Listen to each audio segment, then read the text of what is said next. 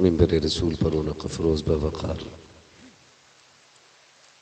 لائق عزیز و تکریم علماء ذوی الاحترام، صدر جلسہ، نقیب جلسہ، جملہ حفاظ و قراء، ائمہ مساجد، محفل پاک میں تشریف فرما محترم بزرگوں، نوجوان ساتھیوں، عزیز بچوں، اسلامی رشتے کی عفت میں آپ پردہ نشین ماں اور بہنوں، جملہ سامعین و سامعات، السلام علیکم ورحمۃ اللہ وبرکاتہ۔ وعلیکم السلام ورحمۃ اللہ وبرکاتہ۔ الحمدللہ رب العالمین والعاقبۃ للمتقین والصلاة والسلام على رسوله الكريم اما بعد فاعوذ باللہ من الشیطان الرجیم بسم اللہ الرحمن الرحیم وقضى ربك ألا تعبدوا إلا إياه وبالوالدين إحسانا آمنت بالله صدق الله مولانا العظيم وصدق رسوله النبي الأمي المطيع المبين المعين الكريم ونحن على ذلك لمن الشاهدين والشاكرين والحمد لله رب العالمين۔ یا خدا بہر جناب مصطفیٰ امداد کن، یا رسول اللہ از بہر خدا امداد کن، یا شہید کربلا، یا دافع کرب و بلا، گل رخا شہزاد گلگو قبا امداد کن، غوث اعظم ببنے بے سر و سامہ مدد، قبلہ دی مدد، کعبہ ایمہ مدد، بگردہ بے بلا افتاد کشتی، مدد کن مدد کن مدد کن یا معین الدین چشتی، قادریم نعرے یا غوث اعظم زنم، دمز شیخ احمد رضا خان قطب عالمی زنم، بلغ العلا بکمالہ کشف الدجا بجمالہ، حسنت جمیع خصالہ، صلو علیہ وآلہ۔ کروں تیرے نام پہ جاں فدا، نہ بس ایک جاں دو جہاں فدا، دو جہاں سے بھی نہیں جی بھرا، کروں کیا کروڑوں جہاں نہیں۔ جس کو اپنے نبی سے جتنی محبت کا احساس ہو، کوشش کریں اتنی ہی آواز کے ساتھ رسول اور آل رسول کی بارگاہ میں درود و سلام کی ڈالیاں نچھاور کر لیں۔ پڑھیں باواز بلند، اللہم صلی علی سیدنا و شفیعنا و نبینا و مولانا محمد معدن الجود والکرم وآلہ واصحابہ وبارک وسلم، صلاۃ و سلام علیکہ یا رسول اللہ صلی اللہ تعالی علیہ وسلم۔ میں سب سے پہلے مبارکباد پیش کرتا ہوں ان تمام عاشقان مصطفیٰ کو جنہوں نے اس عظیم محفل کا انعقاد کیا، اور ان تمام دیوانوں کو جو اتنی رات گئے اس محفل میں بیٹھے ہوئے ہیں، اللہ سب کی حاضری اپنی بارگاہ میں قبول فرمائے، اور مولا کریم اس محفل کو ہم سب کے لیے ذریعہ نجات بنا دے۔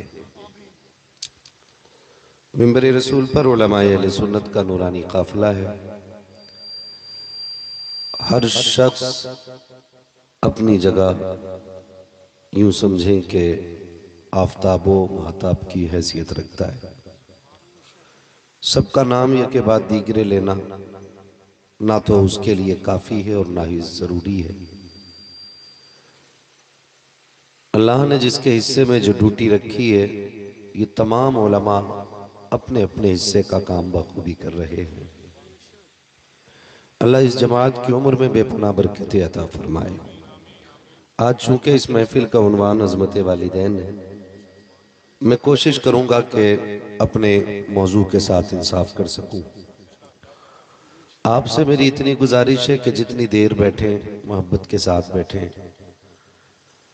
ضروری نہیں ہے کہ 2 گھنٹے یا 1 گھنٹہ ہی گفتگو ہو، میں ایک چیز جانتا ہوں کہ طوفان نوح لانے سے آخر کیا فائدہ، ایک اشک ہی بہت ہے اگر کچھ اثر کرے۔ آپ نے نقیب اہل سنت ناشر مسلک اعلیٰ حضرت بھائی عبدالقادر صاحب قبلہ سے خوبصورت نقابت ملاحظہ فرمائی، اور ان سے پہلے بھائی نور علی نور کانپوری جو ماشاءاللہ خود میں بادشاہ ترنم بھی ہیں اور بڑی خوبصورت آواز کے مالک بھی ہیں، اچھے انداز میں اچھی نعتیں پڑھتے ہیں حضور کی، اللہ ان کی عمر میں بے پناہ برکت عطا فرمائے۔ حضرت قبلہ تشریف فرما ہے صوفی نصرت القادری صاحب قبلہ اور ہمارے تمام تر علماء، یہ کے بعد دیگر آپ نے مجھے امید ہے سبھی سے کچھ نہ کچھ سنا ہوگا۔ میں تھوڑی دیر کے لیے نوکری کرنے کے لیے حاضر ہوں، آپ سے میری اتنی گزارش ہے کہ آپ اگر بات اچھی لگے تو سبحان اللہ بول سکتے ہیں، تاکہ مجھے یہ لگے کہ آپ میری بات سمجھ رہے ہیں۔ اگر آپ چپ رہیں گے تو میں سمجھوں گا کہ میرا اٹھ جانا زیادہ ضروری ہے بیٹھے رہنے سے۔ خیریت ہے نا؟ سمجھ گئے اتنی بات؟ سمجھ گئے اتنی بات؟ گھبرا کے نہ بولیے، سلطان پور کے لوگ بیٹھے کہ باہر ہی کے آئے ہوئے سارے لوگ ہیں؟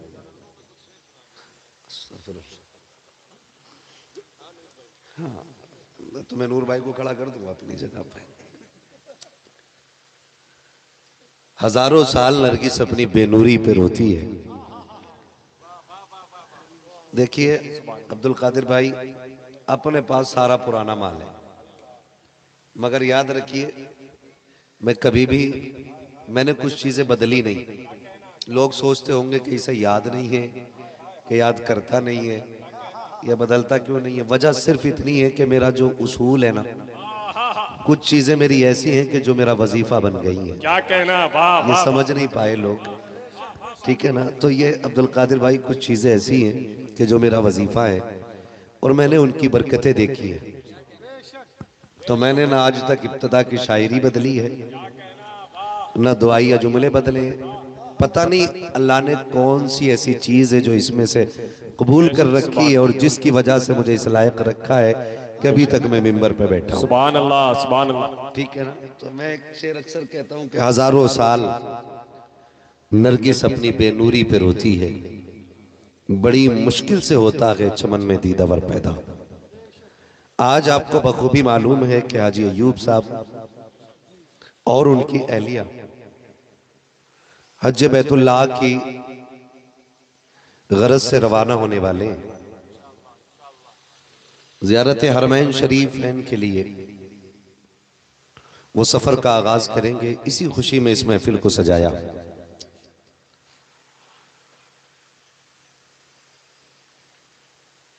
ان کا جانا یہ دولت سے تعلق نہیں رکھتا ہے،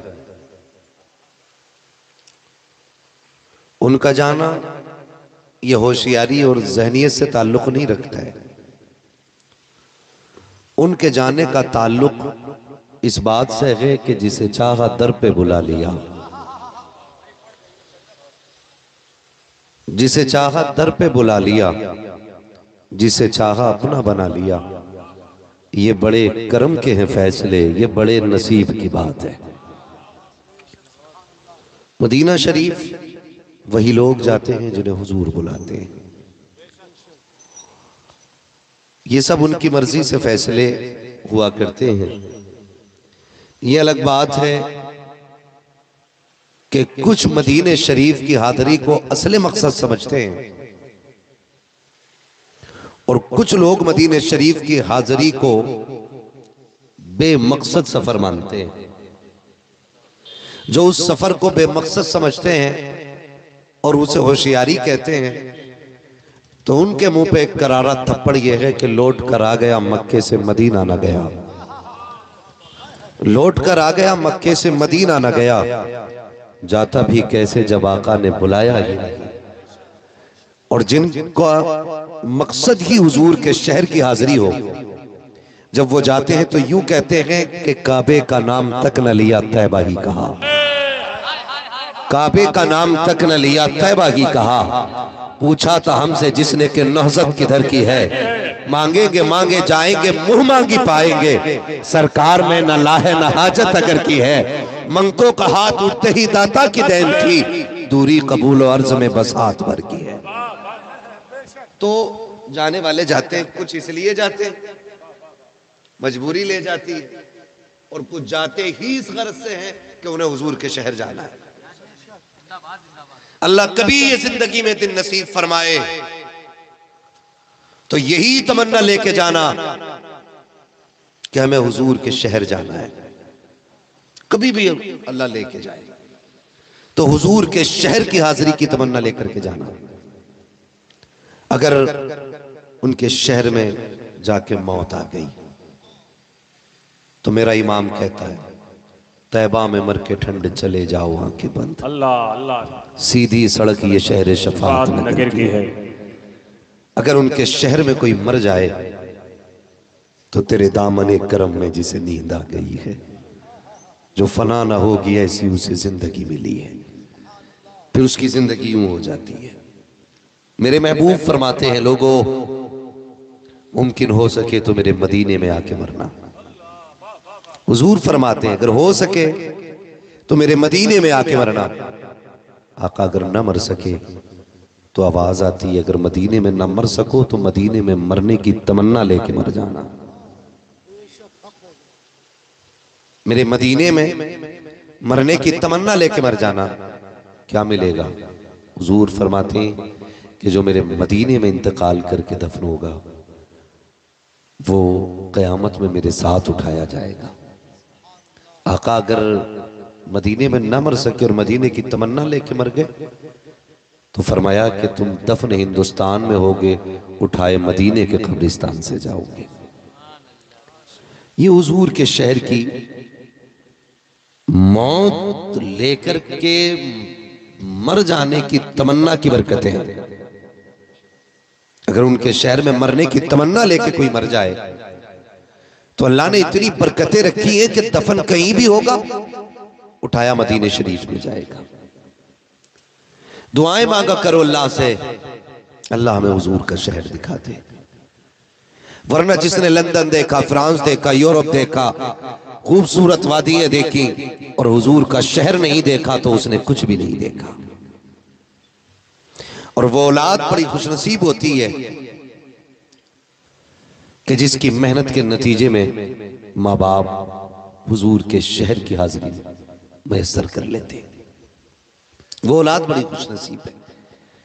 اولاد نے یہ ماں باپ کا احسان نہیں کیا کہ وہ ان کو حج اگر کرائے، احسان ماں باپ کرتے ہیں اگر بچوں کے پیسوں سے حج کرنے لگے، یہ ماں باپ کا احسان ہوتا ہے۔ اگر وہ بچوں کی کمائی قبول کر لیں تو یہ ماں باپ کا احسان ہے بچوں کے اوپر۔ اگر ماں باپ اللہ نے دیے ہیں تو پھر یہی کوشش کرنی ہے خدا توفیق دے وہ سلامت رہے تو ان کے ساتھ حضور کے مدینے جانا۔ اگر ان کے ساتھ جانے کی بھی گنجائش نہ ہو تو انہیں بھیج ضرور دینا تاکہ وہ مدینے جا کر کے اپنی بھی اور تیری بھی بخشش کی ضمانت لے کے آ جائیں۔ یہ سب سے بڑی بات ہوتی ہے۔ زندگیاں گزر رہی ہیں امیروں کی بھی غریبوں کی بھی، مگر سارے نہیں جا پاتے، سارے نہیں جا پاتے، اور کچھ جاتے بھی ہیں تو حلال کا نہیں حرام کا پیسہ لگا کے جاتے ہیں۔ آپ سے میں گزارش کروں گا حضور کے شہر جانا نا تو حلال کا پیسہ لگا کے جانا، حرام کا ایک روپیہ مت لگانا، ورنہ حاضری بھی مقبول نہیں ہوگی۔ لازم ہے کہ جس پیسے سے آپ حضور کے شہر کی حاضری کے لیے جانا چاہتے ہیں وہ آپ کا ایک ایک روپیہ حلال کا ہونا چاہیے۔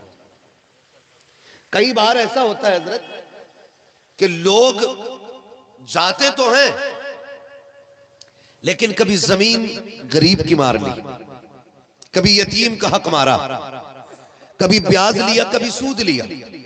اگر یہ پیسہ لگا کر کہ ہم مدینہ پہنچ بھی گئے تو سوچیں، اگر ہم سود بیاض کے پیسے سے مسجد میں کوئی حصہ لیں تو کوئی عبادت قبول ہوگی؟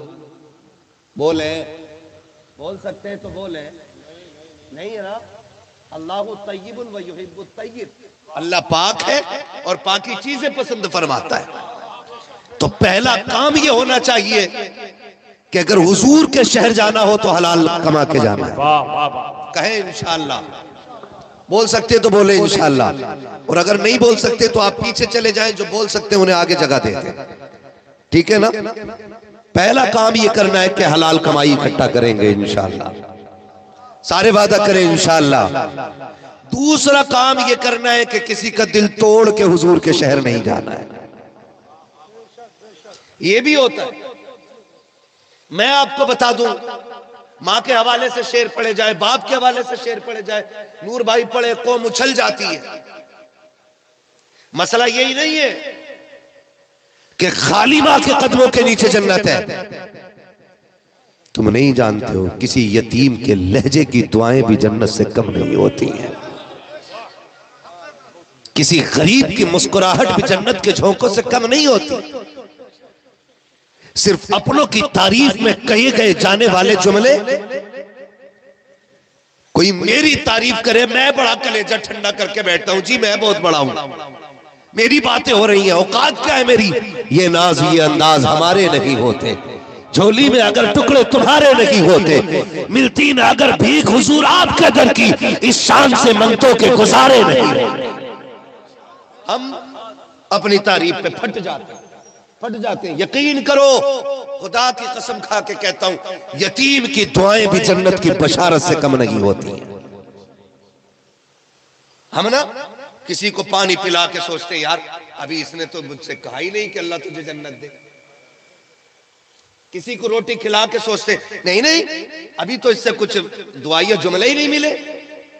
کوئی راستے میں جا رہا ہو، آپ ہاتھ دے، آپ کو ہاتھ دے، آپ نے بٹھا دیا، آپ نے اسے گاڑی سے اتارا، پھر انتظار کرتے ہیں کہ یار یہ کب کہے گا تیرا شکریہ. جب تک وہ کہنا لے اس کا منہ دیکھتے ہیں، کدھر جانا ہے، کہاں جانا ہے، چلے جاؤ گے کہ نہیں. وہ کہے بھائی شکریہ آپ کا، پھر چلتے آگے. فرمایا ہوشیار لوگوں نے کہا جب کسی کی مدد کرو تو اس کے شکریہ کا انتظار نہ کرنا. یہ عقل مند لوگ کہتے ہیں اس کے شکریہ کا انتظار مت کرنا. اگر کسی کی مدد کرو تو اس سے تعریف سننے کا انتظار نہ کرنا. تمہیں اجر بندے سے نہیں، تمہیں اجر اپنے رب سے لینا ہے. تمہیں اجر اپنے رب سے لینا ہے. بیٹھے ہوئے تھے ایک دن سرکار رئیس الاتقیاء سرکار اویس مصطفیٰ واسطی. شکر ہے اللہ نے ایسے ایسے لوگ ہماری جماعت میں رکھے ابھی تک. یہ عبد القادر بھائی کوئی تعریف کا مسئلہ نہیں ہے. وہ تو اس وقت بھی ہم سے بڑے ہیں اگر وہ پیر کسی کے نہ ہو تو، کیونکہ اعلیٰ حضرت فرماتے ہیں تیری نسل پاک میں ہے بچہ بچہ نور کا. تو ہے عین نور، تیرا سب گھرانہ نور کا. کیا کہنا، اگر وہ کچھ بھی نہ ہو تب بھی وہ بڑے، کیونکہ حضور کی نسل سے، اور اصلی نسل ہی سید ہے. اور ایسے سید ہیں کہ جن کی سیادت کی قسمیں اٹھائی جا سکتی ہیں. بے شک، سبحان اللہ سبحان اللہ.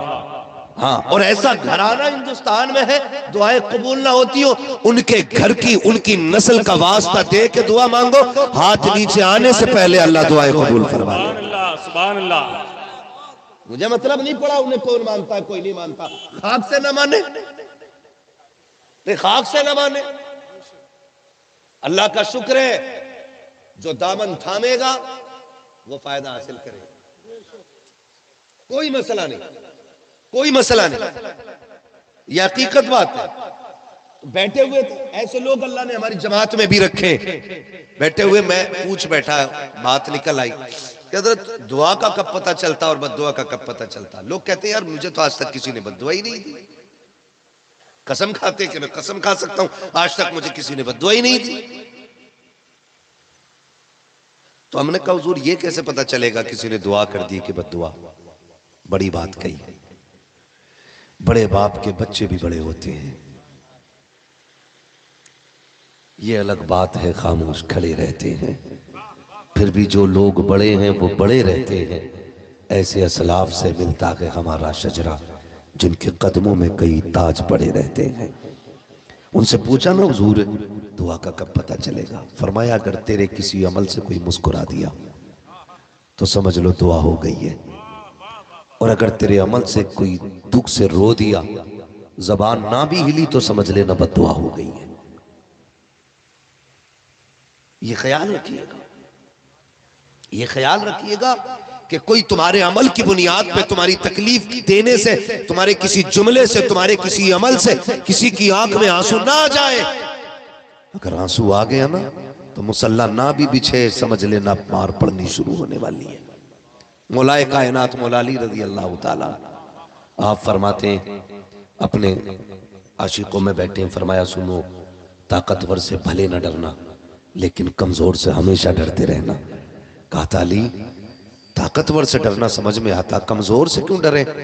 فرمایا طاقتور کو اگر تم ستاؤ گے یا اس پہ زیادتی کرو گے تو وہ بدلہ لینے کی طاقت رکھتا ہے، جب بدلہ لینے کی طاقت رکھتا ہے تو وہ تم سے بدلہ لے گا، اور جب وہ بدلہ لے گا تو اپنے حساب سے لے گا، کتنی بھی لے گا تو اتنا نہیں لے پائے گا تم برداشت نہ کر سکو کیونکہ وہ ٹھہرا بندہ۔ لیکن کسی کمزور کو مت ستانا۔ کہا کیوں؟ کہا جب وہ روتا ہے نا تو جس کا بدلہ اس میں لینے کی طاقت نہیں ہوتی، پھر اس کا بدلہ خدا لیتا ہے، اور جب خدا بدلہ لینے پہ آتا ہے تو زمین میں گاڑ دیتا ہے، اور جب کوئی رب کے مقابلے میں آتا ہے تو ہے کسی میں طاقت جو اس کی لاٹھی کو برداشت کر سکے؟ نمرود جیسا نہ رہا، شداد جیسا نہ رہا، فرعون جیسا نہ رہا، حمان جیسے نہ رہے، یہ نہیں رہے تو پھر کس میں جرات ہے جو اس کی لاٹھی کا مقابلہ کر سکے؟ مولا کائنات فرماتے ہیں کبھی کسی کمزور کی آہ نہ لینا، جب ٹوٹو گے تو پھر کوئی جوڑنے والا نصیب نہیں ہوگا۔ میں نے کہا کہ نمبر 1 تو یہ کرنا ہے کہ مدینے جانا تو حلال کی کمائی لگا کے جانا ہے۔ نمبر 2 میں نے یہ بات کہی کوشش کرنا کہ کسی کا دل توڑ کے نہ جانا، اور تیسری بات کرنے لگا ہوں ضروری نہیں ہے کہ مقبول وہی ہو جو طواف کعبہ کر رہا ہو۔ بہت غور سے میری بات سنیے گا، میرے جانے کے بعد کوئی فتوے نہ دے، اگر کسی کو اعتراض ہو بات کر لے۔ لازم نہیں ہے کہ طواف کعبہ جو کر رہا ہے وہی سب سے زیادہ مقبول ہے۔ کبھی کبھی یہ بھی ہوتا ہے کہ گھر بیٹھے بیٹھے بندہ وہ نیکی کر جاتا ہے جو حرم میں کھڑے ہو کے بندے نیکی نہیں کر پاتے۔ یہ بھی بہت غور سے سننے والی بات ہے، یہ بھی بہت غور سے سننے والی بات ہے۔ سرکار تاج الشریعہ میرے پیر و مرشد علامہ اختر رضا خان اظہری میاں دامہ ظلہ العالی فرماتے ہیں جو پیا کو بھائے اختر وہ سہانا راگ ہے، جس سے ناخوش ہو پیا وہ راگنی اچھی لگی۔ جو پیا کو بھائے اختر وہ سہانا راگ ہے، جس سے ناخوش ہو پیا وہ راگنی اچھی نہیں۔ یہ دیکھو اللہ کی رضا کس کام میں، یہ نہیں کہ عمل بڑا کون سا ہے، یہ دیکھو اس کی رضا کس کام میں، اس کی رضا کے طلبگار رہو۔ آپ کو میں مثال دوں رضا کی طلب کی مثال، یہ بات میں نے پہلے بھی بتائی تھی لیکن اب تفصیل نہیں، اجمالاً بتا رہا ہوں ذہن سازی کے لیے۔ اللہ کی رضا اصل ہوتی ہے نہ کہ بڑا کام۔ کوئی بندہ پورا پہاڑ کھود دے اور کہ جی میں نفس کو مارنے کے لیے پہاڑ کھود رہا تھا، نفس کو مارنے کے لیے، اسے 6 مہینے لگ جائیں پہاڑ کھودتے کھودتے، 6 مہینے بعد کا محنت بہت کی ہے، نیکی بہت ملی ہوں گی، تو ضروری نہیں ہے کہ 6 مہینے کی کھدائی کا عمل زیادہ ہو۔ کبھی کبھی ایسا بھی ہوتا ہے نا کہ راستے میں پڑی ہوئی چیز اس نیت سے اٹھا دی کہ کسی کے پیر میں یہ لگ نہ جائے، تو کبھی کبھی وہ 6 مہینے کی عبادت سے زیادہ اگر اللہ راضی ہو تو ایک لمحے کی عبادت میں ثواب عطا فرما دیتا ہے۔ اس کو سمجھنے کی ضرورت ہے جو میں کہنے لگا ہوں، اللہ کرے یہ بات آپ کے ذہن میں اتر جائے۔ کوئی یہ سوچ کے یہاں نہ بیٹھے کہ میں چھکے چوکے مارنے بیٹھا ہوں اور آپ کی واہ واہ لوٹ کے مجھے نکل جانا ہے، نہیں، میں چاہتا ہوں کہ ایک بندے تک بھی بات پہنچ جائے نا اور وہ عمل کر لے، تو شاید ایک بندے نے بھی عمل کر لیا تو آپ کا بلانا کامیاب اور میرا آنا کامیاب ہو جائے گا۔ تو اللہ کی رضا حاصل ہوتی ہے، اللہ کی رضا حاصل ہوتی ہے. رب کی رضا اگر شامل نہ ہو تو عمل بڑے ہوتے. رب کی رضا کے لیے نہیں، اپنے ناموری کے لیے 6 مہینے تک لنگر چلاتے رہے، کوئی ثواب ملے گا؟ اور رب کی رضا کے لیے ایک لقمہ اپنے آگے کا اٹھا کے غریب کو دے دیا، خدا کی قسم کبھی کبھی ایک لمحے کی نیکی جو برسوں کی عبادت پہ بھاری پڑ جایا کرتی ہے. یہ بھی سب سے ضروری کام ہے. تو یہ ضروری نہیں ہے جو کعبہ شریف میں حرم شریف کے چکر لگا رہا ہے وہ زیادہ بڑا عمل کر رہا ہے. سنیں ایک بات میری، یہ بھی ضروری نہیں سرکار رئیس الاتقیاء کے پاس کچھ لوگ آئے، سرکار اویس میاں کے پاس، کہا ہم آپ کو عمرے پہ بھیجنا چاہتے ہیں. کہا کیونکہ ہمارے پیسے سے آپ عمرے پہ جائیں گے نا اللہ بڑا راضی ہوگا ہم سے. تو فرمانے لگے اچھا کتنا خرچہ عمرے میں؟ کہا 35,000. یہ پہلے کی بات ہے، اب کی نہیں ہے. 35,000 خرچہ ہے. فرمانے لگے اچھا. تو ایک بندہ آ کے بیٹھا تھا، اس کے پاس چھت نہیں تھی، زمین نہیں، مکان نہیں. وہ آیا تھا دعا کے لیے، کہہ رہا تھا حضور دعا فرما دے اللہ میرا گھر کرا دے. اس لیے سے وہ آیا بیٹھا تھا، حضرت نے بٹھا رکھا تھا. جب ان لوگوں نے یہ بات کہی نا کہ ہم آپ کو عمرے کے لیے بھیجنا چاہتے ہیں، عمرے کے لیے بھیجنا چاہتے ہیں، تو آپ نے فرمایا کتنا خرچہ آئے گا؟ تو انہوں نے کہا 35,000. فرمانے لگے اگر تم خرچ ہی کرنا چاہتے ہو نا تو یہ 35,000 لے جا کر کے اس غریب کو مکان دلوا دو، اس کو زمین دلوا دو.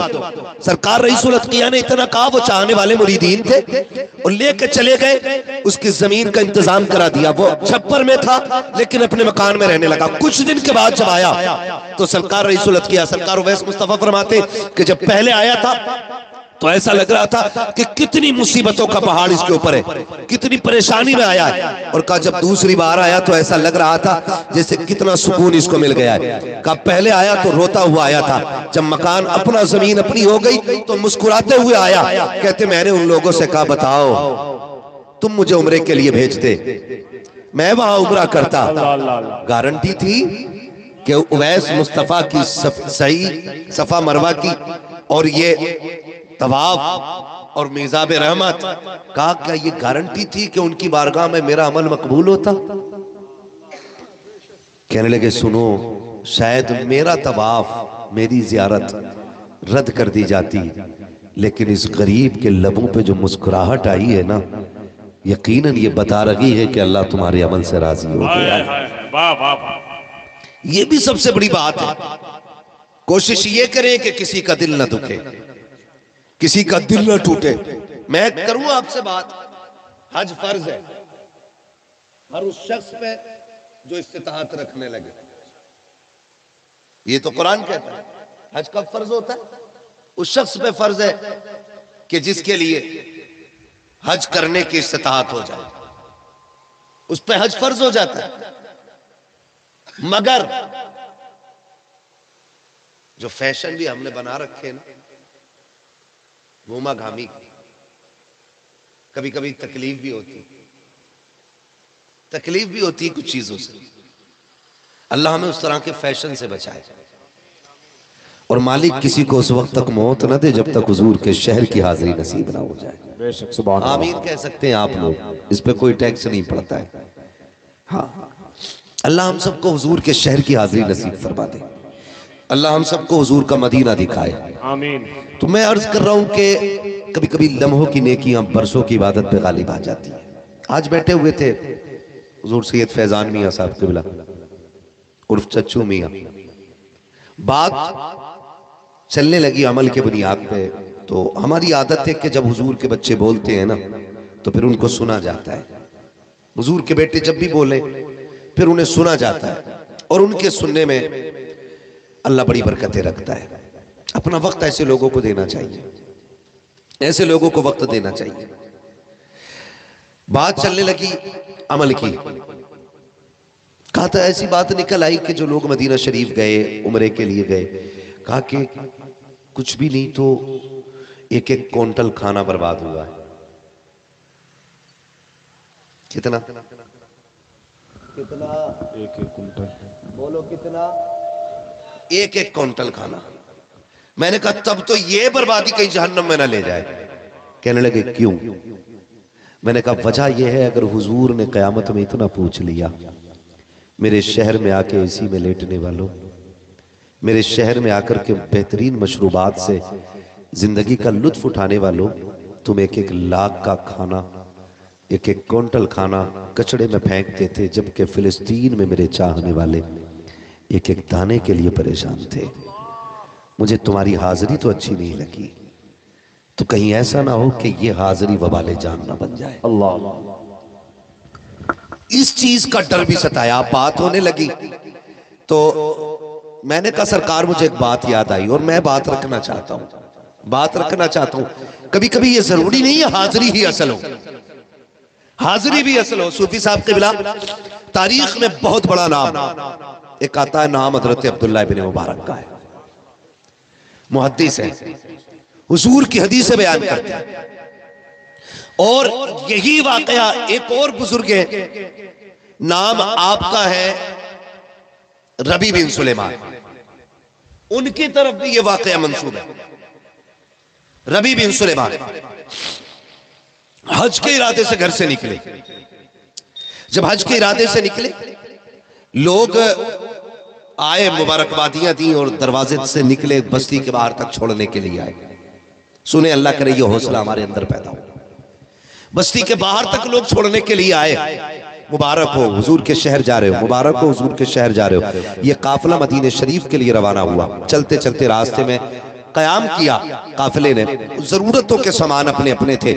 حضرت ربی بن سلیمان بھی اپنا ضرورت کا سامان لینے کے لیے نکلے۔ میں پہلے بتا دوں، کوئی یہ نہ کہے جی میں نے وہ پڑھا ہے، تو آپ نے جتنا پڑھا ہے آپ اتنا لڑیں گے، لیکن میں نے دونوں کا نام پڑھا ہے، دونوں کا پڑھا ہے۔ ربی بن سلیمان، حضرت عبداللہ ابن مبارک، تھوڑے سے ملتا جلتا واقعہ ہے، تھوڑا سا کم و بیشی ہے، لیکن ہے یہی ملتا جلتا واقعہ ہے۔ ربی بن سلیمان کہتے ہیں کہ جو قافلہ تھا میرے حج جانے والا نا، راستے میں رک گیا، میں بھی رک گیا، تو سارے لیٹے ہوئے تھے۔ میں دوپہر کا وقت تھا، مجھے کچھ ضروری سامان لینا تھا، میں مارکیٹ کے حساب سے نکلا جا رہا تھا۔ میں راستے سے گزرا، میں نے ایک خاتون کو نقاب میں دیکھا، نقاب پوش خاتون نکلی، اور میں اس کے پیچھے پیچھے کدھر جا رہی دوپہر میں، وہ آگے آگے کہتے ہیں کہ راستے میں اس کو ایک جانور مرا ہوا ملا، ایک پرندہ۔ اس نے اس پرندے کو اٹھایا اور گود میں رکھا اور لے کے پلٹ کے جانے لگی۔ میں نے اس سے کہا تیرے نقاب سے لگ رہا ہے کہ تو حضور کا کلمہ پڑھنے والی ہے؟ کہا جی۔ کہا پھر یہ بتا، یہ مرا ہوا جانور کیوں اٹھایا تو نے؟ مرا ہوا جانور کیوں اٹھایا؟ اس نے کہا سنیں، یہ میرا اور میرے رب کا معاملہ ہے، آپ بیچ میں دخل اندازی نہ کریں۔ ربی بن سلیمان کہتے ہیں کہ جب اس نے یہ بات کہی، میں نے کہا وجہ کیا ہے؟ تیرا اور تیرے رب کا معاملہ ہے، تو یہ بات کہہ رہی ہے، لیکن تیرا وجود، تیری باتیں اور تیرا تذکرہ بتا رہا ہے کہ تیرا بھی وہی نبی ہے جو میرا نبی ہے، تیرا بھی وہی دین ہے جو میرا دین ہے، تیرا بھی وہی مذہب ہے جو میرا مذہب ہے، تیرا بھی وہی خدا ہے جو میرا خدا ہے۔ بتا تو سکی، ہماری شریعت میں یہ مردار کھانا تو حلال لگی ہے، تو اسے کدھر لے کے جا رہی ہے؟ اس خاتون نے کہا تھا، او پردیسی مجھے یہ نہیں معلوم کہ تو ہے کون، کہاں کا رہنے والا ہے، لیکن میں تجھے بتانا یہ چاہتی ہوں کہ میں اس کو جو لے کر کے جا رہی ہوں اپنی مرضی سے نہیں، بلکہ یہ بھی شریعت کا فیصلہ ہے۔ کا کہنا کیا چاہتی ہو؟ اس خاتون نے کہا تھا کہ میں اس کو پکانے کے لیے لے کر کے جا رہی ہوں۔ حضرت ربی بن سلیمان کہتے ہیں تو اس کو لے جا کر کے کیا کرے گی؟ کیا تجھے پتا نہیں ہے مصطفیٰ کی شریعت حرام کہتی ہے مردار کے کھانے کو، آپ کیوں لے کر کے جا رہی ہو؟ اس نے کہا ربی تجھے کیا پتا ہے، جب سے میرے شوہر کا انتقال ہوا ہے غربت نے آ کے بیڑا جما لیا ہے، لیکن حقیقت یہ ہے کہ آج فاقوں کا عالم یہ ہے میرے بچے موت کے قریب آ گئے ہیں، اگر اب بھی یہ حرام نہیں کھایا میرے بچوں کو موت آ جائے گی۔ کہا کہ یہ شوق کے لیے نہیں، ضرورت کے لیے لے کر کے جا رہی ہو۔ اور ربی بن سلیمان، یہ مصطفیٰ کی شریعت کہتی ہے اگر جان پہ آ کے بن جائے تو اتنا کھانے کی اجازت ہے جتنے سے جان بچائی جا سکے۔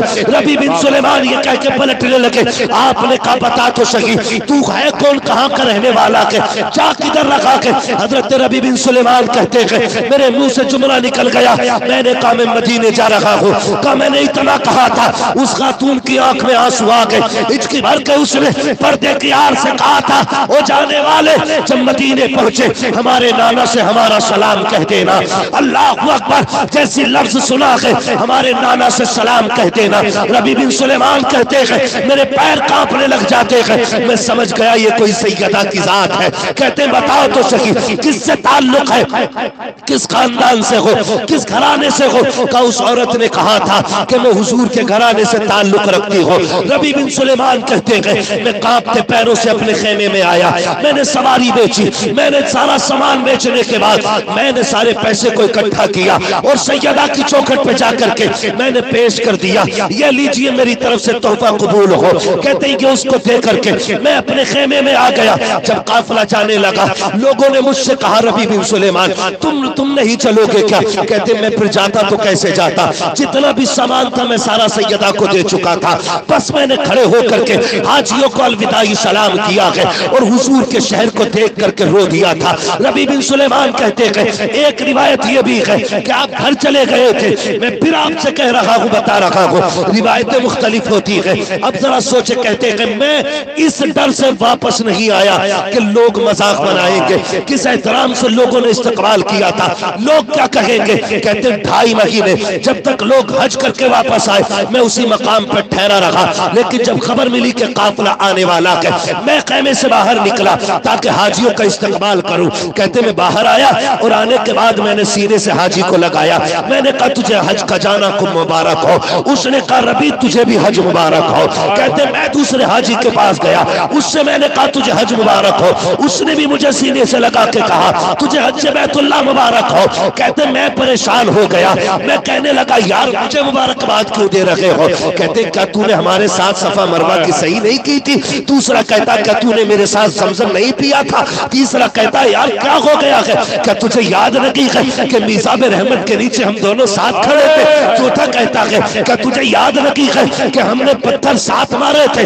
تو چوتھا پانچواں کہتا ہے قربانی کے مقام پہ میں تیرے ساتھ تھا۔ کہتے میں پریشان تھا، اتنے میں ایک حاجی آیا، اس نے 70,000 درہم کی تھیلی آگے بڑھا کے کہا کہ یار یہ تو نے مسجد نبوی میں وضو کرتے وقت مجھ کو دی تھی، وہاں ملاقات نہ ہوئی، لے میں تیری امانت لوٹا رہا ہوں۔ ربیع بن سلیمان کہتے ہیں میں بڑا پریشان، حاجیوں کے ساتھ گھر تو واپس آ گیا، حاجیوں کے ساتھ گھر واپس آ گیا، لیکن تھا بڑا بے قرار، تھا بڑا بے چین۔ میں یہ سوچ رہا تھا یا اللہ میں گیا نہیں ہوں، یہ تو جانتا ہے، تیری رحمتیں جانتی ہے، میں یہاں سے آگے نہیں بڑھا، میں نے جو تھا کسی سیدہ کے حوالے کر دیا، یہ کیسی بات ہو رکھی ہے؟ اور پھر یہ 70,000 درہم یہ کس کو میں نے دیے تھے، یہ کہاں سے آئے ہیں؟ ربیع بن سلیمان کہتے ہیں کہ میں یہ سوچتے سوچتے روتے روتے سو گیا، ادھر سویا ہوں خواب میں آقا تشریف لے آتے ہیں، سرکار تشریف لائے۔ کہتے ہیں ربیع بن سلیمان کیا ہوا، تجھے یقین کیوں نہیں آتا ہے کہ تو نے حج کر لیا ہے؟ یا رسول اللہ جب میں گیا نہیں تو میں نے حج کہاں کیا ہے، میں تو یہاں رک گیا تھا۔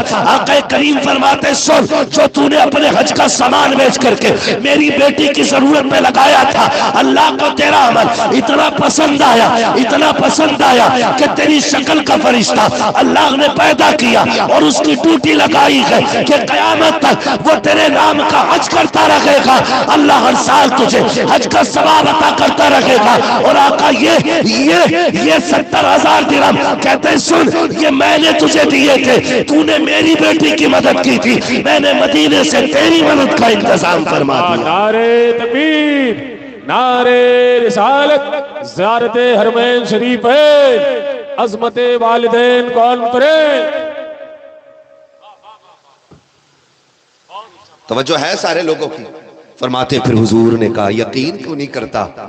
حضور میں گیا ہی نہیں، آقا فرماتے سن تو نے میری بیٹی کا دل رکھا تھا، رب نے تجھے اتنا بڑا اجر دیا ہے کہ تیری شکل کا فرشتہ ہی پیدا کر دیا ہے اور قیامت تک وہ تیرے نام کا حج کرتا رہے گا، قیامت تک۔ حضور یہ درہم کہا کہ یہ میں نے تجھے دیے تھے، 70,000 درہم حضور کی چوکھٹ سے ملے۔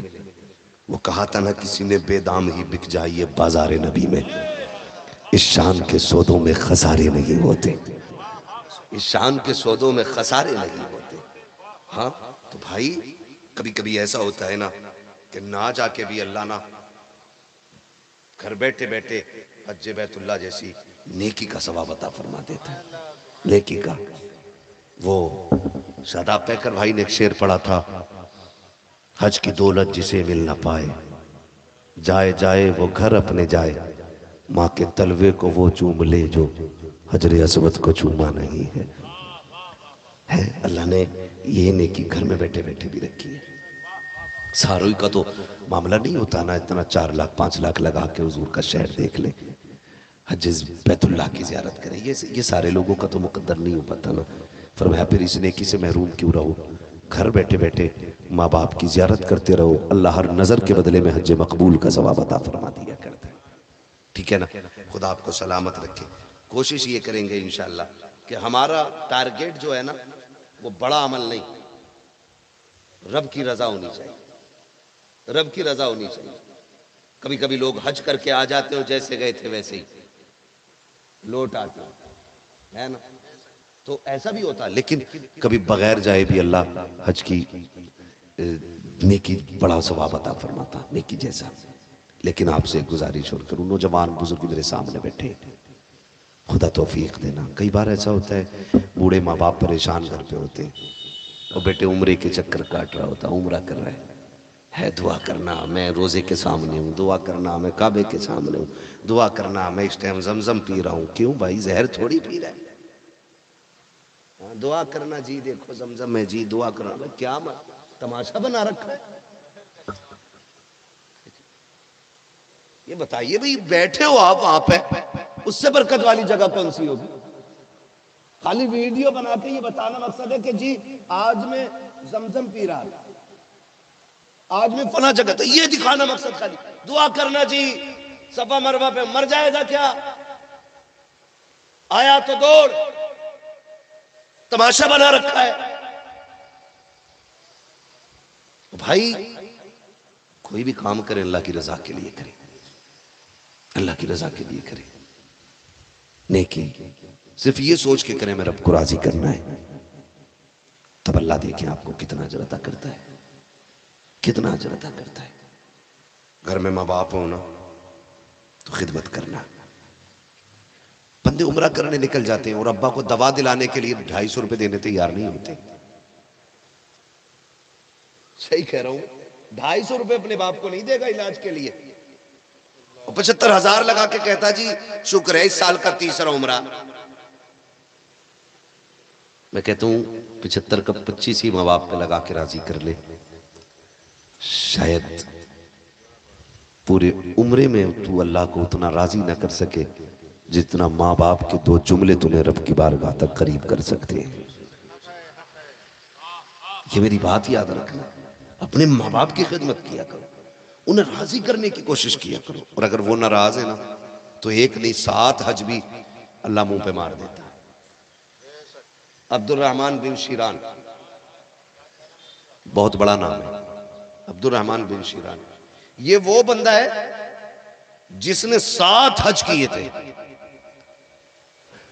7 حج، اور ہر حج کی بات جب آخری طواف کرتا تھا نا تو کوئی نہ کوئی آ کے یہ خبر دیتا تھا کہ اللہ نے تیرے حج کو تیرے منہ پہ مار دیا ہے۔ ایک بار حضرت عبداللہ ابن مبارک حج کے لیے گئے، آپ کو واپس آنا تھا حج سے، تو آخری بار کہا لاؤ ایک بار اور کعبہ شریف کی زیارت کر لیں۔ گئے تو ایک پرچہ گرا، یہ بھی، اور دوسری جگہ یہ بھی لکھا ہے کہ آپ بیٹھے تھے کہ 2 فرشتے آسمان سے اترے، ایک دوسرے سے باتیں کرنے لگے کہ اس سال کتنے حاجی آئے، کہا 2 لاکھ، کہا حج کتنوں کا قبول ہے، کہا سب کا ہو گیا، ایک بندے کا نہیں ہوا۔ عبداللہ ابن مبارک کہتے ہیں کہ جب یہ سنا نا میں نے کہ سب کا حج قبول ہو گیا، ایک بندے کا نہیں ہوا، کہتے ہیں میں کانپ گیا، میں نے سوچا کہیں وہ بندہ میں ہی تو نہیں۔ کہتے ہیں اس ڈر سے میں اٹھا اپنی جگہ سے اور ان کے پاس گیا، میں نے کہا بتاؤ کون ہے وہ جس کا حج قبول نہیں ہے، نام کیا ہے اس کا، کہیں میں تو نہیں؟ اللہ والے اس چیز میں ڈرتے، جب وعید کا مسئلہ آتا تو حضرت عمر فاروق اعظم رویا کرتے تھے اور پوچھتے تھے یار تجھے حضور نے سب بتایا ہے، کہتے تھے کہیں منافقوں میں میرا نام تو نہیں ہے؟ حضرت عمر جیسا بندہ، اتنی بڑی شخصیت، کہیں میرا نام تو نہیں، یہ اللہ والوں کا ڈر ہوتا ہے۔ اور جب فضائل ہوتے تو وہ یہ نہیں ہوتے کہ میں ہی تو نہیں اس میں، لیکن جب ڈر کا مسئلہ ہوتا ہے، عذاب کا مسئلہ ہوتا ہے، کہتے ہیں یار کہیں میں تو نہیں. جب فرشتوں نے کہا نا کہ ایک بندہ جس کا حج قبول نہیں، حضرت عبداللہ ابن مبارک کہتے ہیں یار کہ میں تو نہیں ہوں. کون ہے وہ؟ نام بتا دو. کہتے ہیں نام عبد الرحمن بن شیران. نام عبد الرحمن بن شیران ہے. کہا پہچان کیا ہے؟ کہا اس کا ایک ہاتھ نہیں ہے، ایک آنکھ نہیں ہے. کہا کہاں ملے گا؟ کہ فلاں مقام پر بیٹھا ہوا ہے، جاؤ وہاں پہ مل جائے گا. اس سے کہہ دینا کہ اللہ نے اس کا حج پہ مار دیا ہے. آپ یہ سوچ کے اٹھے گئے اور جہاں پہ عبد الرحمن بن شیران تھے جا کر کے سلام کیا. اس نے کہا خیریت ہے؟ کہا ہاں. کہا نام کا؟ میرا نام عبداللہ ابن مبارک ہے. کیوں آئے ہو؟ کہا تجھ سے کچھ بات کرنی ہے. کہا بات کیا کرنی ہے؟ اسی لیے آئے ہوگے، یہی کہنے آئے ہوگے کہ میرا حج قبول نہیں ہوا ہے. آپ کہتے ہیں اچھا. کہا تجھے کیا پتا ہے؟ کہا ہر سال تم آج آئے ہو، 7 سال ہو گئے ہیں. ہر حج مکمل ہونے کے بعد مشتقی خبر آ جاتی ہے کہ اللہ نے میرا حج قبول نہیں کیا ہے. کہتے کہ پھر تو یار کون سا ایسا گناہ کر کے بیٹھا ہے جس کی بنیاد پر تیرا حج قبول نہیں ہے؟ عبد الرحمن بن شیران نے کہا تھا کہ میں اپنی ماں باپ، میری ماں مجھ سے ناراض ہے، جس کی بنیاد پہ اللہ میرا ہر سال حج کو میرے منہ پہ مار دیتا ہے. حضرت عبداللہ ابن مبارک کہتے ہیں کہ اگر تجھے پتا ہے تیری ماں ناراض ہے اور تیرا حج قبول نہیں ہو رہا ہے تو یہ کوئی بڑا کام تو نہیں ہے، ماں کو راضی کر لے تیرے حج قبول ہونے لگ جائیں گے. اس نے کہا یار تجھے کیا بتاؤں، تو ٹھہرا پردیسی، میری ماں ہے کہ راضی نہیں ہوتی ہے. آپ کہتے ہیں یہ کون سی بات ہے؟ چل میں تیری ماں سے تیرا سمجھوتا کرا دیتا ہوں. ہاتھ پکڑ کے عبد الرحمن بن شیران کا حضرت عبداللہ ابن مبارک اس ماں کے خیمے تک لائے گئے. ماں بھی حج کرنے کے لیے آئی ہوئی ہے. کہا کون سا خیمہ ہے تیری ماں کا؟ کہا جاؤ اگر میری ماں کا پتہ لگانا ہے، ایک پہچان ہے. کہا کیا؟ کہا جب سب سوتے ہوں گے میری ماں کے خیمے سے قرآن کی تلاوت کی آواز آتی ہو. یہ بات کہی عبد الرحمن بن شیران نے. جب سب سوتے ہوں گے میری ماں کے خیمے سے تلاوت کی آواز آتی ہوگی. عبداللہ ابن مبارک تیزی سے گئے جا کے نا خیمہ تلاش کیا. حاجیوں کے دور تک خیمے لگے گئے. ایک خیمے سے قرآن کی تلاوت کی آواز. دروازے پہ آواز دے کے کہتے مائی میں آ سکتا ہوں. اندر سے خاتون کی آواز آئی. کون؟ کہا حضور کی حدیثوں کا محدث ہوں، میں سرکار کی حدیثیں پڑھایا کرتا ہوں. کہا کیوں آنا چاہتے ہو؟ کہا آپ سے ملاقات کی غرض سے آیا ہوں. کہا آ جائیے. عبداللہ ابن مبارک اندر گئے، جا کر کے بیٹھ جاتے. کہتے ماں خیریت ہے؟ کہا ہاں. کہا کیا کرنے کے لیے آئی ہو؟ کہا حج کرنے کے لیے. فرماتے ہیں آپ اکیلی آئی ہو؟ کہا ہاں. کہا کوئی گھر خاندان میں نہیں ہے؟ کیا آپ کے پاس بیٹا نہیں ہے؟ کہا ہاں ہے. تو آپ کتنے طریقے سے بات کر رہے ہیں؟ کہا ہے تو پھر بیٹا آیا کیوں نہیں؟ کہا آیا تو ہے لیکن میں اس کو ساتھ نہیں لائی. کہا کیا بات ہے مائی، کوئی بات ہو گئی ہے؟ کوئی بات ہو گئی ہے؟ بیٹے کو لے کے کیوں نہیں آئی ہے؟ کہا ہے وہ بھی حج کرنے آیا ہے لیکن میرے ساتھ نہیں ہے. آپ کہتے ہیں اماں بیٹا تیرا، تو بھی حج میں، بیٹا بھی حج میں، پھر بیٹا تیرے ساتھ کیوں نہیں ہے؟ اتنی بات کہی ماں ہچکی بھر کے رونے لگ جاتی ہے. ہچکی بھر کے ماں رونے لگ گئی. آپ کہتے ہیں اماں بتا تو صحیح بات کیا ہے، کیوں رو رہی ہو؟ اور یاد کرنا میرے پیارے، مائیں تھپڑ مارے تب مائیں ناراض نہیں ہوتی ہے. مائیں تمہیں دھکے دے کے گھر سے نکال لے تبھی مائیں ناراض نہیں ہوتی ہے. اگر وہ جھولی پھیلا کے تمہیں بددعائیں دے تبھی بددعائیں نہیں ہوتی ہے. اگر ماں تیرے جملے سن کر رو دے تو سمجھ لے اللہ کا عرش ہلا دیا ہے آج تو نے. اگر تیری توباتوں سے ماں کا دل ٹوٹ گیا تو سمجھ لے آج تو نے آسمان کو جنبش دے دی ہے. یہ ضروری نہیں ہے کہ تیرے عمل سے ماں کی چیخ نکلے گی تب جا کر کے تجھ پہ عذاب آئے گا. اگر ماں کی آنکھ بھیگ جائے گی سمجھ لینا تو نے اپنی تباہی کا راستہ کھول لیا ہے. لوگ پوچھا کرتے ہیں بربادی کا پتہ کیسے چلتا ہے؟ میں کہتا ہوں سمجھے وہ برباد ہے جس کے سامنے بات کرتے ہوئے ماں باپ کے لہجے ٹوٹنے لگے. سمجھ لینا وہ بیٹا ٹوٹنے والا ہے. جس کے سامنے ماں باپ کی آواز دبنے لگے سمجھ لینا اس کی ترقی ختم ہونے والی ہے. جس سے بات کرتے وقت ماں باپ کو یہ احساس ہو کہ غلط بات نہ نکل جائے سمجھ لینا اب اسے کوئی بچانے والا نہیں ہے. وہی باقی رہتا ہے جو ماں باپ کو دنیا کے اندر بادشاہ کی نظر سے دیکھا کرتا ہے، ان کے قدموں میں ان کا نوکر بن کے رہا. سبحان اللہ سبحان اللہ. یاد رکھیے گا ماں باپ کو سمجھے اور قدر کریں. جب کہا نا کیوں نہیں آیا بیٹا، کیوں نہیں لائی؟ بیٹا تو بیٹا ہوتا ہے. ماں کی چیخ نکل گئی. آپ دیکھیں تجربہ کرنا. کبھی ہم خاندان میں گاؤں میں بیٹھے ہوتے ہیں اور دادی سب ٹھیک ہیں، بڑی امی سب ٹھیک ہیں، تائی چاچی یہ بول کے ہم بات کرتے ہیں ہاں بیٹوں کا کیا حال ہے؟ تو ماں کہہ تو یہ دیتی ہے بڑے اچھے بیٹے دیے اللہ نے، 3 بار کھانا دیتے. جملے تو اس کے تھے کہ 3 مرتبہ کھانا دیتے. اگر یہ کہتے کہتے آنکھیں بھیگ گئی ہیں نا تو سمجھ لینا یہ ماں فاقے سے رہتی ہے. ماں باپ بہت بڑی دولت ہے، اتنی بڑی دولت ہے، میں کیا بتاؤں آپ کو۔ اس سے سمجھیں دنیاوی طور پہ اگر بیٹا چوری کر لے، کورٹ سزا سنا چکی ہو، کورٹ کے اندر ثابت ہو جائے کہ بیٹا چور ہے اس کا، بیٹا جیل کاٹ لے 10 سال کی، گھر آئے نا لوگ سب منہ بگاڑ کے دیکھتے ہیں چور آ رہا ہے، لیکن ماں پھر بھی کہتی ہے میرا چاند آ رہا ہے۔ ماں کے لیے پھر بھی چاند ہوتا ہے بیٹا۔ اتنی بڑی دولت ماں ہے۔ ماں کبھی اولاد کو رسوا کرنا نہیں چاہتی، باپ کبھی بیٹے کی برائی چوک میں نہیں کرتا ہے۔ اس نے 3 مرتبہ آپ سے پرچہ دے کے کہا میری دوا نہیں ہے، آپ نے 3 مرتبہ پھاڑ کے پھینک دیا، لیکن مسجد میں جب تیری بات چلی نا لوگوں کے بیچ، اس نے وہاں یہی کہا تھا جیسا اللہ نے مجھے بیٹا دیا ایسا سب کو دے۔ جب سے میرا بیٹا جوان ہوا ہے میری ذمہ داریاں اتر گئی ہیں، یہ کہہ کے نا وہ بیٹوں کی گندی حرکتوں پہ پردہ ڈالتے۔ وہ ایک آرٹیکل کسی نے چھاپا تھا، جی آپ کا شو آپ الگ کر دو، کہا کیونکہ یہ کھانستی ہے تو دقت ہوتی ہے اس کی کھانسی سے اور بیماری پھیلتی ہے، ایسا نہ کریں کہ ان کا بستر ادھر باہر کونے میں کر دیں۔ بیٹا تھا کہنے لگے ماں ہے میری، میں ایسا نہیں کر سکتا۔ اس نے پڑھایا بہکایا، کہنے لگی سنے پھر اپنے شہر میں اولڈ ہاؤس بھی تو ہے نا، سنا ہے وہاں بیواؤں کا بڑا خیال رکھا جاتا ہے۔ کہا پھر امی کو وہیں نہ رکھ دے، وہاں ان کی خدمت ہوتی رہی۔ اس انداز میں عورت نے شوہر کو بہکایا کہ اس کی سمجھ میں بڑی تیزی سے بات آ گئی۔ کہا ایسے ہی کرتے، آیا امی کے پاس بیٹھا، بہت میٹھے لہجے میں بات کی۔ ماں جس لہجے کے لیے ترس رہی تھی آج بہت زمانے کے بعد بیٹے کے لہجے میں وہ درد تھا۔ امی امی کہہ کے نہ بات کرتا رہا، پھر کہتا امی تمہارا جی کرتا ہوگا نا کہیں گھومنے کا؟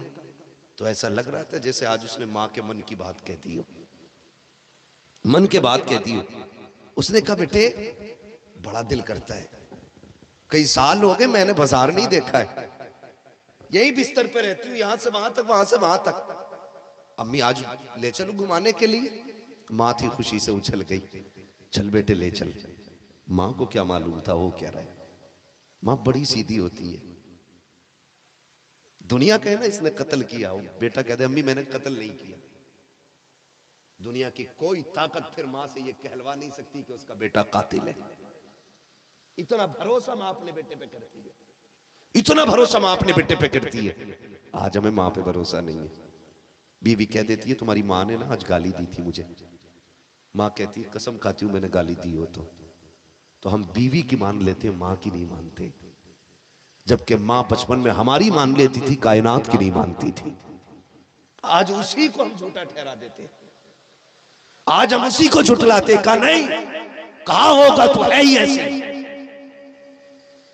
تیرا دماغ ہی ایسا ہو گیا، بڑھاپا آ گیا، تیری عقل خراب ہو گئی، یہ کہہ کے ہم ماں کو جھٹلا دیتے۔ خبردار کبھی اس کے لہجے کو میلا مت بتانا، جھوٹ بڑی بات ہے، اس کے لہجے تک کو میلا مت کہنا۔ تم نہیں جانتے ہو ماں کے لہجے بھی زمزم سے دھلے ہوتے ہیں، تمہیں کیا پتا ہے اس کی مسکراہٹ میں جنت کی مہک ہوتی ہے۔ مت بولنا کبھی اس کے بارے میں ایسا، ہم بیوی کو سچا کہہ دیتے ہیں، ماں جھوٹی ہو جاتی ہے۔ تو اس نے ایسا بہکایا نا، ماں سے کہا امی لے چلو، ماں مارے خوشی کہ ہاں بیٹے چل لے کے، گاڑی میں بٹھایا۔ آج ماں پوچھ رہی ہے نا بیٹے یہ کیا ہے؟ امی یہ مال ہے، یہ کیا ہے؟ یہ فلاں مارکیٹ ہے، یہ کیا ہے؟ یہ ہوٹل ہے، یہ کیا ہے؟ یہ ہوٹل ہے۔ چلتے چلتے گاڑی نا گارڈن پارک سب پارک کرتے کرتے ایک بڑی عمارت کے سامنے جا کے رک گئی۔ اماں کہتی ہے بیٹے یہ کیا ہے؟ بیٹا کہتا اماں یہ اولڈ ایج ہوم ہے۔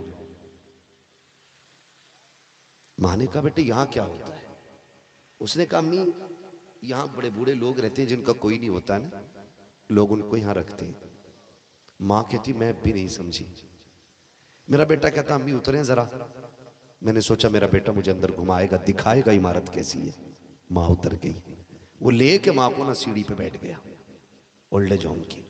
کہنے لگا امی تجھے پتا ہے نا یہ جو عمارت ہے نا اس میں ساری خدمت کرنے والے لوگ ہوتے ہیں, ساری ضرورتیں دیکھی جاتی ہیں, سارے کام کیے جاتے ہیں. ماں کہتی ہے نا کہ جب اس نے اس طرح کی بات کی نا تو کہتے مجھے احساس ہونے لگا کہ یہ جو بات کر رہا ہے شاید مجھے یہیں چھوڑنے کے لیے تو نہیں لایا.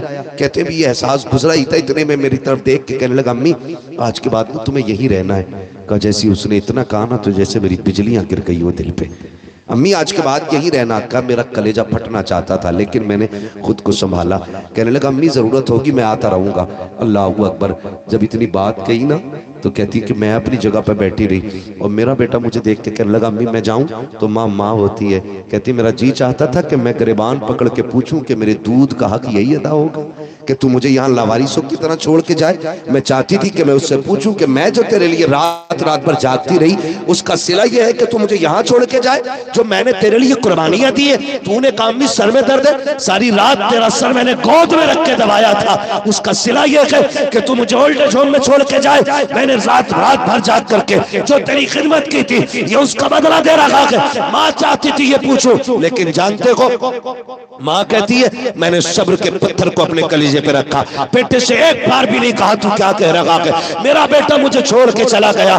کہتے تھوڑی دیر گزری تھی اتنے میں اندر سے عورتیں نکل کے آئیں, مجھے چاروں طرف سے گھیرا اور کہتی بتائیے آپ کا نام کیا ہے. کہا میرا نام لکھا جاتا رہا. پتہ پوچھا گیا, محلے کا نام میں نے بتا دیا. اتنے میں ایک کہنے لگی کہ تمہارے بیٹے کا نام کیا ہے. کہا جب میں نے بیٹے کا نام سنا تو ماں کے ہونٹوں پہ تالا لگ گیا. ماں جو فٹافٹ بتا رہی تھی محلہ کون سا ہے, گلی کون سی ہے, مکان کون سا ہے, علاقہ کون سا ہے.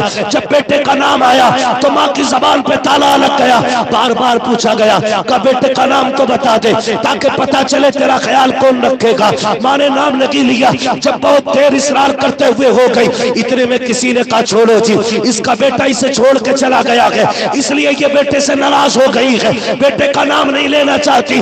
اس کا بیٹا اتنا کمینہ ہے اس لیے اسے بیٹے سے نفرت ہو گئی ہے. جب بیٹے کے نام پہ ماں کی زبان ماں کے کانوں نے وہ گالی سنی ہے تو فوراً ماں کی زبان کھلی.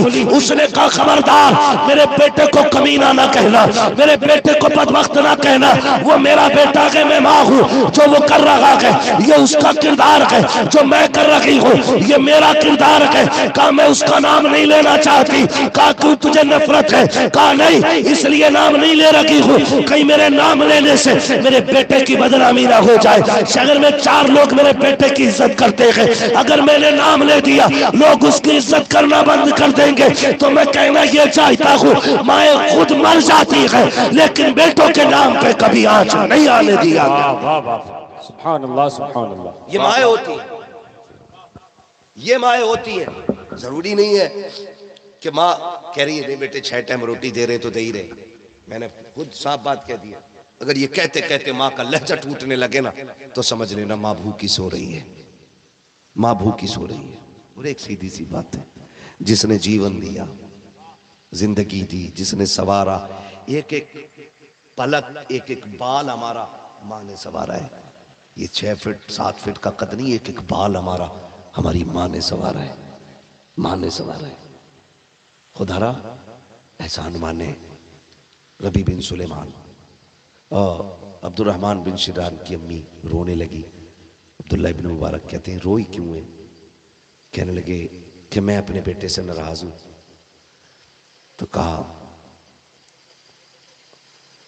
تو معاف کیوں نہیں کر دیتی. کہنے لگے خطائی اتنی بڑی کی ہے کہ معاف کرنے کو جی نہیں چاہتا. کہا کتنی بڑی خطا. ماں نے نہ جیسی چہرے سے دوپٹہ اوپر کیا کپڑا, ماں کی ایک آنکھ نہیں. کہا ایک دن رمضان کا مہینہ تھا, میں روزے تھی, وہ گوشت لے کے آیا. وہ کہنے لگا مجھے بنا کے دے, شراب کے نشے میں تھا. میں نے کہا شرم کر, اللہ کا مہینہ ہے, روزے میں مجھ سے یہ کام کرا رہا ہے. میں نے منع کیا, اس نے اس زور سے تھپڑ مارا کہ میری ایک آنکھ خراب ہو گئی. کہتی میں نے اس دن سے بیٹے سے ناراض ہوں. جب اتنا سنا نا آپ اٹھے, اٹھ کے کہنے لگے ماں اگر بیٹا سامنے آ جائے تو معاف کر دے گی, معاف کر دے گی, مل جائے تو. نہیں معاف نہیں کرنا اسے, اس نے مجھے اتنا بڑا زخم دیا ہے اور تم معافی کی بات کرتے ہو؟ کہا معاف کر دینا بیٹا، اتنا نہیں کرنا ہے۔ اور تو ہوتا کون ہے اس کی وکالت کرنے والا؟ اماں میں حضور کی حدیث بیان کرتا ہوں، ہوگا حدیث بیان کرنے والا اپنے لیے؟ یہ جھگڑا میرا اور میرے بیٹے کا ہے۔ جب اتنا کہا نا تو آپ نے آواز دی، عبد الرحمن اندر آ۔ جب اندر آئے نا تو چادر ڈال رکھی ہے۔ کہتے تو معافی کیوں نہیں مانگتا ماں سے؟ تو آگے بڑھے، کہنے لگے ماں معاف کر دے۔ کہ تجھے معاف نہیں کرنا، تو نے میرے تھپڑ مارا ہے۔ آپ نے نا چادر اتار دی۔ چادر اتاری نا تو کہتے اماں جس ہاتھ سے تھپڑ مارا تھا نا وہ میں نے کاٹ دیا، اب تو معافی دے دے۔ جب اتنا سنا ہے نا ماں کی چیخ نکل گئی، وہ بیٹے سے لپٹ کے کہنے لگی ہاتھ کاٹنے سے پہلے تو میرے پاس آ جاتا، مجھ سے کہتا نا میں ہاتھ کاٹ دوں گا اگر تو نے معاف نہ کیا۔ کہتی میرے لال میں تجھے معاف کر دیتی، ہاتھ نہ کاٹتا۔ جب یہ کہہ کے ماں نے سینے سے لگایا نا تو آسمان سے آواز آئی، عبداللہ ابن مبارک ان سے کہہ دو اگر ماں نے اس کو معاف کر دیا ہے تو پھر رب نے بھی اس کو معاف کر دیا ہے، اور اس سے یہ بھی خبر دے دو کہ ہم نے اس کے ساتھ تو حج قبول فرما لیے گئے۔ یاد رکھیے کہ اگر حج کی مقبولیت بھی لینی ہے نا تو ماں باپ کی رضا کے بعد مل رہی ہے، رضا کے بعد مل رہی ہے۔ اگر ماں باپ ناراض ہے نا تو پھر حج بھی مقبول نہیں ہوگا۔ تو کوشش یہ کریں حج کے لیے جائیں تو ماں باپ کو راضی کر کے جائیں۔ یہ آخری بات تھی میری، ماں باپ کو راضی کر کے جائیں حج کے لیے، پھر دیکھیں اللہ آپ کو حج میں کتنی لذت عطا فرماتا ہے، کتنی الفت عطا فرماتا ہے۔ حاجی ایوب صاحب اور ان کے اہلیہ حج کے لیے جا رہے ہیں، اللہ ان کے حج کو قبول فرمائے اور اللہ ان کے سفر کو مقبول فرما کر کے ہم سب کو بھی اس سفر کے صدقے میں مدینے کے سفر کی توفیق نصیب فرمائے۔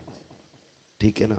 فرمایا گیا وَقَضَى رَبُّكَ أَلَّا تَعْبُدُوا إِلَّا إِيَّاهُ وَبِالْوَالِدَيْنِ إِحْسَانًا، اور تمہارے رب نے فیصلہ فرما دیا کہ تمہیں عبادت صرف اللہ کی کرنی ہے، اور عبادت کے بعد جو سب سے پہلا کام کرنا ہے وہ ہے ماں باپ کی فرما برداری۔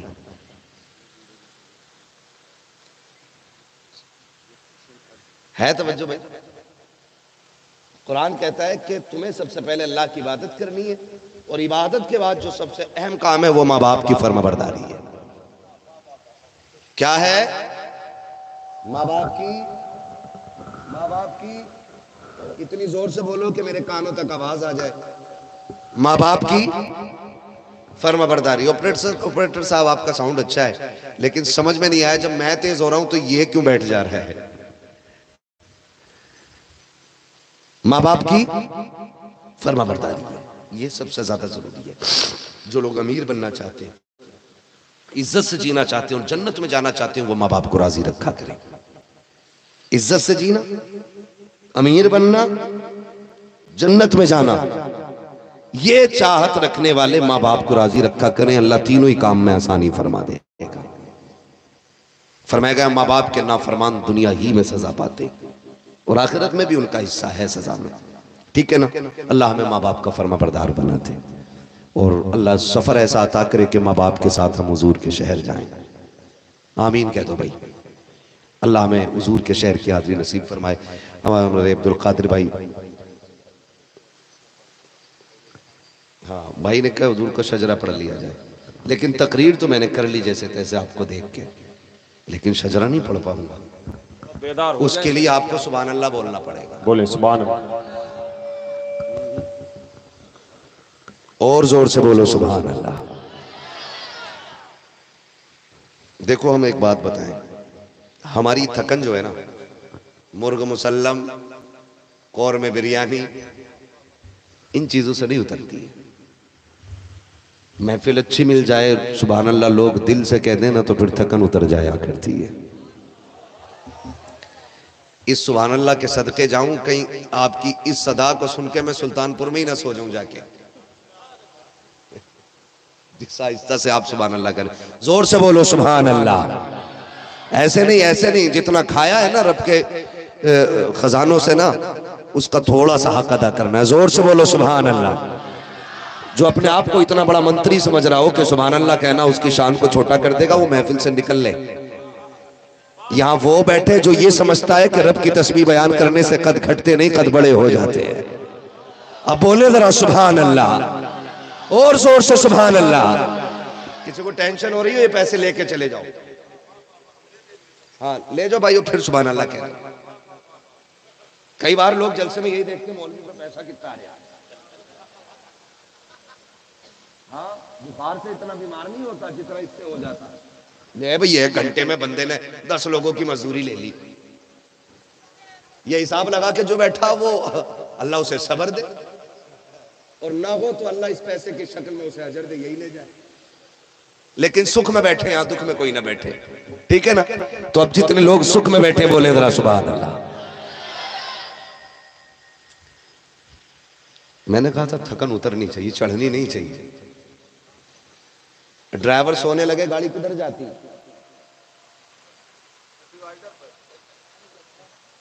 اور پھر جو سواری رہتی وہ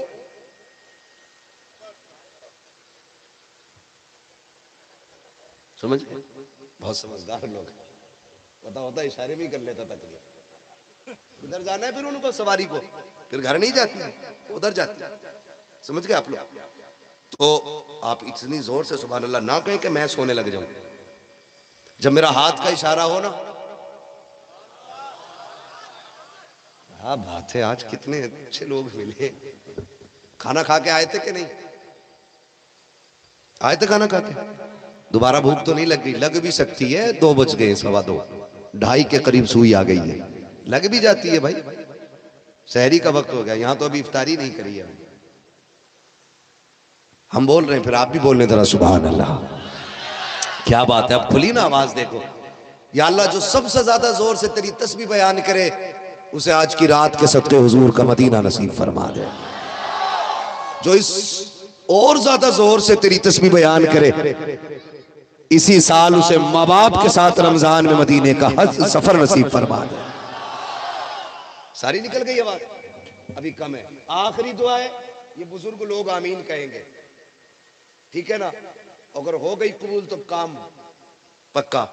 یا اللہ جو اس بار سب سے زیادہ زور سے تیری تسبیح بیان کرے اسے مرنے سے پہلے حضور کی زیارت نصیب فرما دے. یہ ہے آپ کی صدا. آپ 98 پہ پہنچ گئے. 100 کر دو. مجھے پتا ہوتا اس طرح آپ بولتے تو پھر میں ایسی تقریر کرتا. اور کبھی یہ مت کہہ رہے یار جلسہ بڑا کامیاب تھا پبلک یوں یوں کر رہی تھی. وہ جلسے کیا کامیاب کہوگے اس کو جہاں ڈانس ہو. میں ایک سیدھی بات جانتا ہوں ہر جلسہ کامیاب ہوتا ہے. سننے والے ڈھنگ کے ہوں یا بے ڈھنگے ہوں, بولنے والے ڈھنگ کے ہوں یا بے ڈھنگے ہوں, ہر جلسہ اس لیے کامیاب ہوتا ہے کیونکہ اس کی نسبت مدینے والے کے ذکر سے ہوتی ہے. کوئی محفل ناکام نہیں ہوتی. کوئی محفل ناکام نہیں ہوتی ہے. وہ اس لیے کامیاب ہے کیونکہ حضور کی محفل ہے. کامیاب تو انہیں ہونا رہتا جو آئے بیٹھے ہوتے ہیں. انہیں کامیابی تو ہے ہی کامیاب محفل. کامیاب انہیں ہونا جو آئے ہیں. تو تو اور میں اپنے آپ کو کامیاب کریں. 98 تک پہنچ گئے. 100 تک جانا ہے. میں آخری دعا کر رہا ہوں. اب دیکھتے ہیں کون بازی لے جاتا. یا اللہ جو اس بار سب سے زیادہ زور سے تیری تسبیح بیان کرے آج کی رات وہ سوئے تو خواب میں حضور کی زیارت نصیب فرما دے. یہ ہوئی 100. اللہ قبول کر لے. ایک بھی دعا اس میں کی قبول ہو گئی نا تو انشاءاللہ بیڑا پار ہو جائے گا. جتنے بیٹھے سب کی ایک تمنا ہے. سنا کہ آپ ہر عاشق کے گھر تشریف لاتے ہو. میرے گھر میں بھی ہو جائے چراغاں. کیا بات ہے چراغاں. اب جی چاہتا شجرہ پڑھ لیا جائے. بول دیں ذرا سبحان اللہ. آپریٹر صاحب اس کو تھوڑا سا آواز دے دیں تاکہ یہ اب میرا گلہ نہ پکڑے. جب میرا ہاتھ کا اشارہ ہو تو آپ کو کیا بولنا ہے. ہاں سمجھ جانا. مولوی کی سانس تنگ ہو رہی ہے. ہاں حضرت میں ہاتھ کا اشارہ ہی تب کروں گا جب میں تھکنے لگوں گا اور مجھے لمبی سانس لینی ہوگی. تو آپ کو کیا بولنا ہے. سبحان اللہ. آپ سبحان اللہ کہو گے اسی کی آڑ میں آرام سے سانس لے لوں گا. بات صاف اچھی رہتی ہے. خالی جنت کا وہ دے کے دعوت کھا لینا ہی کافی نہیں. یہ بھی بتا مجھے بھوک لگی ہے. صاحب بات کہنی چاہیے. تو میں آپ سے اس لیے کہہ رہا ہوں زور سے سبحان اللہ کہنے. آپ سبحان اللہ کہو کہ میں بیچ میں سانس لے لوں گا. ساتھ تو نہیں چھوڑیں گے نا انشاءاللہ. یہ آگے والے لوگ جو بلا لگا کے بیٹھے نا, یہ ذمہ داری آپ کی زیادہ ہے. مولوی کو کچھ ہوا نا تو آپ ذمہ دار ہو. کہ ایسا نہ ہو آپ سبحان اللہ کہنا بھول جاؤ, مولوی سانس لینے میں دقت کرے ہوگی. تم مت چھوا بھائی, ٹھیک ہے نا. بولے اب کتنی زور سے بول سکتے ہیں سبحان اللہ. آدم کے بیٹے شیش. آواز تو یاری صحیح ہے, میری طاقت ہی نہیں روک پا رہی. مشینیں تو بہت رکھی ہیں آپ کی, کولم اب کے نئے لے لینا. بولے سبحان اللہ. آدم کے بیٹے شیش. یہ مت سوچنا اب کام آگے والے کریں گے, پیچھے والے یوں بیٹھے رہیں گے. آپ کو یہ لوگ کھانا کھلا کے ہی بھیجیں گے صبح کو, لیکن آج جو ہے نا نوکری پوری کر لو, ٹھیک ہے. یہ بلے والے بھائی پیچھے کیوں بیٹھے, آپ آگے آ جاؤ. تم لوگوں سے سبحان اللہ کہلوانا بلایا کیوں ہے؟ سبحان اللہ بھی کہنا پڑے گا جو بلائے گا, ٹھیک ہے نا. آپ لوگ بھی بول سکتے ہیں تو بول دیں ذرا سبحان اللہ. آدم کے بیٹے شیش, شیش کے بیٹے انس, انس کے بیٹے کینان, کینان کے بیٹے میلائل, میلائل کے بیٹے بیارت, بیارت کے بیٹے ادریس, ادریس کے بیٹے متوشق, متوشق کے بیٹے لمکنے کنام, لمکنے کنام کے بیٹے نو, نو کے بیٹے سام, سام کے بیٹے زلا, زلا کے بیٹے صالح, صالح کے بیٹے عابر, عابر کے بیٹے داتا, داتا کے بیٹے راوا, راوا کے بیٹے سارو, سارو کے بیٹے ناخر, ناخر کے بیٹے طارق, طارق کے بیٹے ابراہیم خلیل اللہ, ابراہیم خلیل اللہ کے بیٹے اسماعیل ذبیح اللہ, اسماعیل ذبیح اللہ کے بیٹے کیدار, کیدار کے بیٹے وام, وام کے بیٹے حمل, حمل کے بیٹے ثابت, ثابت کے بیٹے سلمان, سلمان کے بیٹے رئیسہ, رئیسہ کے بیٹے الیسا, الیسا کے بیٹے عود, عود کے بیٹے حوا, حوا کے بیٹے عدنان, عدنان کے بیٹے موعد, موعد کے بیٹے نظار, نظار کے بیٹے مدر, مدر کے بیٹے الیاس, الیاس کے بیٹے مدرکہ, مدرکہ کے بیٹے خدیمہ, خدیمہ کے بیٹے کنانہ, کنانہ کے بیٹے نظر, نظر کے بیٹے مالک, مالک کے بیٹے فار, فار کے بیٹے غالب, غالب کے بیٹے لوئی, لوئی کے بیٹے کعب, کعب کے بیٹے مرہ, مرہ کے بیٹے کلاب, کلاب کے بیٹے قصی, قصی کے بیٹے عبد مناف, عبد مناف کے بیٹے ہاشم ہے, ہاشم کے بیٹے عبد المطلب ہے, عبد المطلب کے بیٹے عبداللہ ہے, عبداللہ کے بیٹے محمد رسول اللہ.